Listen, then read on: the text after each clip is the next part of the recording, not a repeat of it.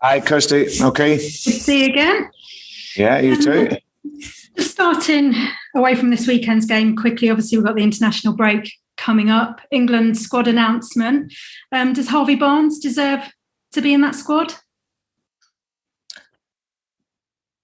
Yeah, listen, it's very early. I'll always obviously be positive about my own players, and we have a number of really talented young English players here. So, but that will always be the decision of Gareth and his staff. In terms of that international break, we saw the decision this week to stop players going to red list countries. Are you happy with that decision? And have you spoken to the players involved? Are they happy with that? Yeah, I think it's something where there's still more movement in it between now and the weekend. But yeah, I've briefed the players on where the situation's at, so that nothing surprises them or comes onto them at the last minute. So they're fully aware of our thoughts as a club, and of course the situation that we're in. You know, I'm certainly a manager in a club that, you know, it's a great privilege for these guys to play for the country. I always want them to play for the countries, of course, but we also have to look after Leicester City as well, and it's something that we've been very open in our communication with. Just quickly on to transfer news. Any news for us? Are you close to any new signings? No, not at this moment in time. We would still like to do one or two things, but we, as I said, we don't have an endless pot of money and resources, so we may have to move one or two out before we can look to get anything in. Does it matter if you don't add to your squad? I mean, you've got European football coming up as well. Are you happy, though, that you've got the squad to cope with that? Yeah, there's a lot worse things to be unhappy about. I've got a brilliant group of players. My only hope is that we can get the squad back as soon as we can, because I think that when they're all fit, we have a squad that can challenge in every competition. But through bad luck and injuries, we of course we haven't got that. But the players that we have will always give the best. I never want to complain about what we don't have. You know, we look to use the players that are available and that are great guys and honest guys that will always do their best. One player you do have, Youri Tielemans. Will you have him for longer? Are you close to getting a new contract done? I hope we can have him for longer. He's a top class professional and a great guy, someone I love working with. So yeah, we hope that he can stay here for long. But in the meantime, listen, he's got 2 years left, and he's very focused on his football. He doesn't get sidetracked. And I've always said to him from the very last days here, I will give him everything to try and help him improve, and he will continually do that as well, because he's an honest guy who gives everything every day. You talked about wanting to get your injured players back. What's the team news for this weekend? Have you got anybody back or any fresh concerns?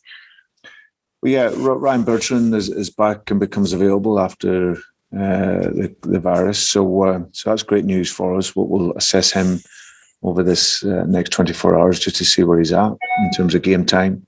Apart from that, it's pretty much the same, really. Yannick won't make it for the weekend.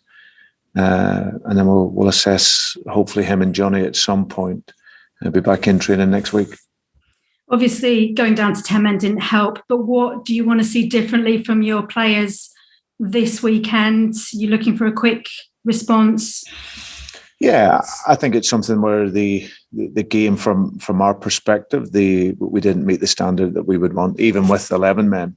The organisation with our team was nowhere near what we would want. You know, the principles of what we've played with here over the last 2.5 years is about defending the space as well, being aggressive, defending forward, moving forward as a team. And we were nowhere near that level. That's the reality of it. But that's the beauty of working with this group of players. We can be very honest in our assessment. The spirit will always be there. You see the players fight towards the very end. And like I said, they gave everything to get to 2-1. And then we conceded the two other goals after that. So yeah, but I don't worry about the mentality of the team, the spirit of the team, but certainly the principles of our game we need to return to. And if we can do that, or we will look to do that, then of course then we we've shown consistently that we can be a very good side. Will there need for stern words from you for your team? No. I'm always honest in my appraisal with the players, but they're accepting of that. They know when they fall below the levels, but no, the case is to, as I said, it was a disappointing result for us. Of course, losing the man is never easy. But we've had situations like that before where we've won the game with 10 men. So I don't like to use the excuse of that or not having the players available. We weren't so good in our game, just the structure of our game, too much space. And if you give too much space to good players, they can punish you, and that's what West Ham done. Norwich have had a difficult start, but a good midweek for them in the Cup. Do you think that will have given them some confidence coming into this weekend? Yeah, I think 2 tough games away at Liverpool or home to Liverpool, and Manchester City is a tough start. But as you say, played well in the week, and we'll gain some confidence from that. And yeah, we arrive into the game knowing that it's going to be a tough game. Daniel's teams are always very positive and they work well, and they've got some really good players. So we will have to look to control that. But of course, for me, it's looking at our performance and really making sure that if we can perform to our level and the ideas of how we play, then we always have a good chance of getting a good result. Just finally from me, very early days, but from what you've seen from your team so far and all the other teams as well, is it going to be harder than ever to break into that top 4? You've been so close last season. Is it a realistic ambition again now? Well, it's very early. We're 2 games in, so I always say you assess after 10 games, see where you're at, and then you then look forward from there. So, but like I said, still so early in the season, so many games to play, and so many ups and downs over the course of this season. For me, it was getting through to this international break, and where the players' fitness will develop and increase. And then we come back after that, and then have a push again to the next international break. But anything away beyond that, it's there's so much to play for. Cheers. Thank you. Thanks, Kirsty. Thank you. Hi, Brendan. Hi, Becky. Okay. Yes, good, thank you. Hope you are too. I just wanted to get your thoughts on, do you think this could be one of the most competitive seasons that we've had in the Premier League for quite a while? Yeah, I would certainly say so. I think that all the top teams, most of them certainly have invested in bringing in real top class players that can make a difference for them, and that's 2 squads that are already very, very, very, very capable. So yeah, if you look at the level of the squads, and I'm pretty sure that it will be. Well, we've got plenty of other competitions coming up. What's your initial reaction to facing Millwall away in the Carabao Cup in the 3rd round? Yeah, always a tough game. I haven't been back there for a while. I think the last time I was there I went with Swansea when we were in the Championship. So and that was a tough game that day. But now Millwall home or away is always a tough game. But we'll look forward to that when it arrives. And then how much of an eye have you got on the draw that's taking place tomorrow for Europe? And what are your hopes and expectations of that alongside the Premier League this season? Yeah, well, we want to challenge, as I said, in every competition. We were in a good position in it last year, and then we had a spell where we had a number of injured players, and the reality was we looked to prioritise our league over the Europa League at that time. So I'm hoping that, fingers crossed, we can have a squad that can stay as fit and injury free, and if we can have that bit of luck with injury, that allows us to challenge in every competition, and that's something that we've always done since I've been here. Whether it's the League Cup or the Premier League or the FA Cup, we've always tried to be really competitive, and we will look to do that in the Europa League as well. Lovely. Brendan, thank you very much. Thanks, Becky. Thank you. Okay, Jason Bourne for TalkSport. Cheers, Anthony. Good afternoon, Brendan. Hi, Jason. You talk about Jonny Evans there. It was interesting to see he was named in the Northern Ireland squad earlier this week. Was that a surprise at all to you? Yes and no, but I'd spoken to Ian last week, and I think it was only I think Jonny was in the squad in that sort of scenario where if he had made a miraculous recovery, but the reality was he was never going to be fit. So he won't travel. He's doing very well, and he's rehabilitation, and hopefully we can get him back into the squad for training at some point over the international break. But yeah, I understand where Ian was coming from, but he will stay at home. You've mentioned the number of injuries over the last year or so a couple of times in this press conference already. Now, what do you think the reason is for that? You talked about potential bad luck there. Is it maybe due to the workload? Is it bad luck, or is it just something else? No, well, I think if you look at the injuries, you look at Wesley Fofana, there's not a great deal you can do about that. Which is an absolute shame. Jonny's obviously been out since the FA Cup final, so he hasn't worked with the squad for a period of months now. Ryan Bertrand was the pandemic, the virus, so that has put him out. And obviously, we've had one or two other little niggles. So I don't think the workload at this stage. I just think that we've had. It was an awful bit of luck with Wesley and Yannick. There was nothing in the situation where he sort of just tweaked his knee, but thankfully that doesn't seem too serious. So hopefully after the international break he'll be ready. And as I said, Ryan's now available, so that will really help us. Just on Soyuncu and following his performance the other night, I mean, I don't particularly want to pick on him necessarily for that. We know how good a player he can be alongside somebody like Jonny Evans, for example, with that leadership and that experience head alongside him. He does seem to struggle at times maybe without him. Does he need that type of player, a Jonny Evans type of player, to get the best out of him, or can he perform without somebody like that? I think every centre-half, if they're not a talker in the game, then they need to play alongside someone who is. And I think Jonny is, whether that was here with Harry Maguire, whether it was with Cags, whether it was with Wesley, Jonny is the talker in the back line. Your two centre-halves are your tactical decision makers in the game. And they're so important because they dictate the depth of your team. And that's something that we've looked at from the game the other night. You have to be communicating. You have to be shortening your pitch as a back four, and that was the big problem for us the other night. And when you don't do that, you see what can happen. You leave too much space. And this game is about when the opposition have the ball, denying space.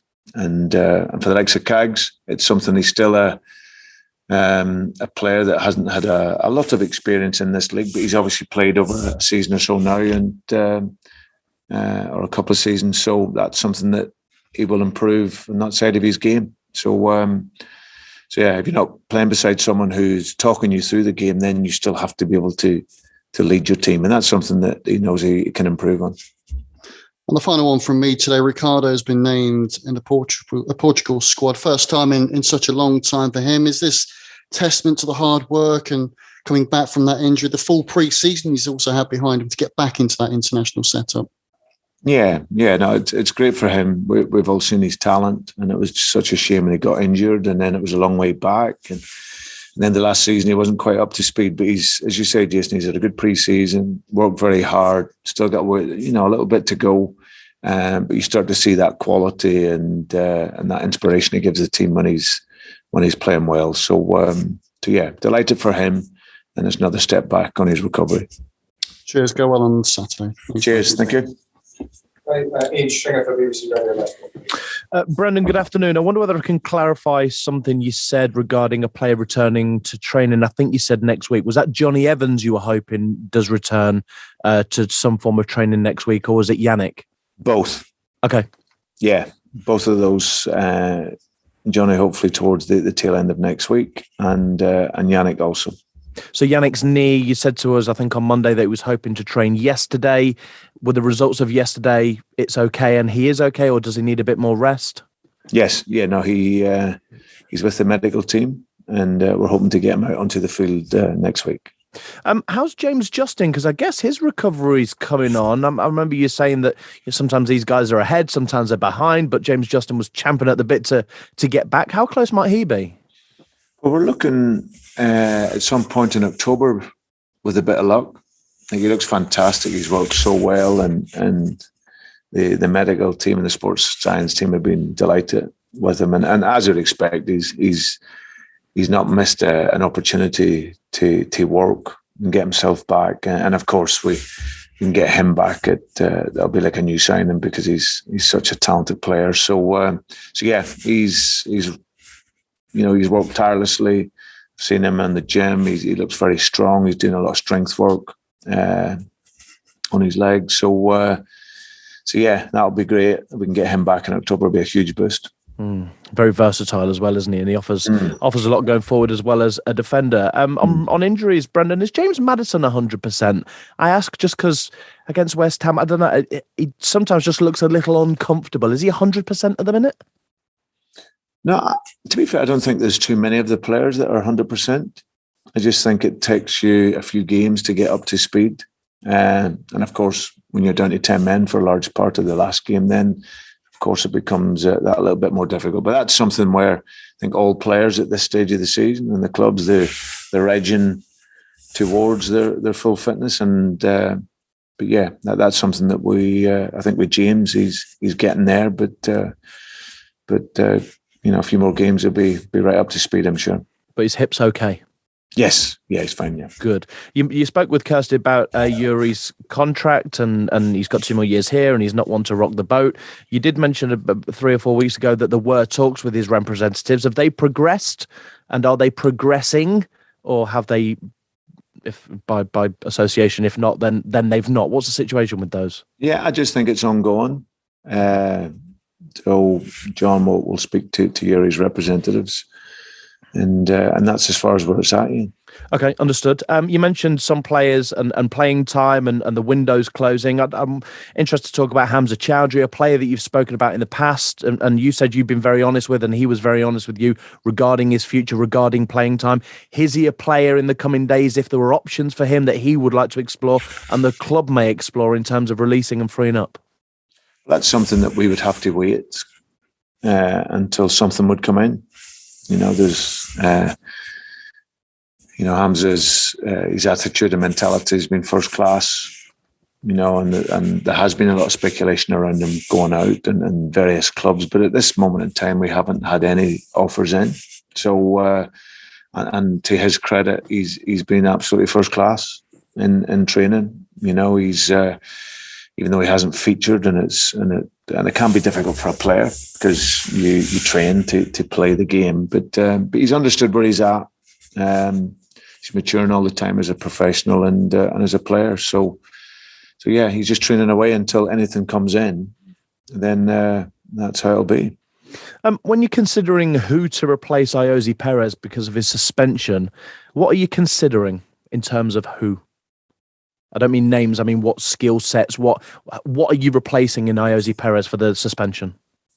I think what we're looking at is again someone who can look to penetrate with and without the ball against the Norwich back line. Someone who can deliver quality and someone who can press the game when we don't have the ball. That's very important. So we have a number of options of which we could put in the team to do that.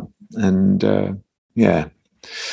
I still think it was unfortunate, Ayoze to be sent off. I know the contact didn't look so good when you just slow it down and look at that one image, but he's out. So we this is the idea of having a squad we can bring in players to replace. So those attributes is what we would look for. Final one from me, Brendan. It's been confirmed by the club in the last 24 hours that the women's team are going to play the home games, I beg your pardon, some of the home games at the King Power Stadium. Very favourable rates as well for season tickets, getting families down. I think it's 40 odd quid for a season ticket to get down to the King Power. As manager of the men's team, is that something you welcome? And to get people coming into the stadium, it would have been easy for the club to have found another venue, but they're using the King Power. Yeah, I think it's fantastic. They had a great season last season. I met up with them over the course of our pre-season and had a good chat. the players and the staff, and we're all very much one club. So them to have the opportunity to play some of the games at the King Power will be absolutely brilliant for them. So I'm looking forward to seeing some of them myself, and like I say, it should be hopefully a great season for them. Good luck Saturday, Brendan. Thanks, Ian. Thank you. Okay, thanks everyone. That's the broadcast section finished, so that can all go now, and we'll just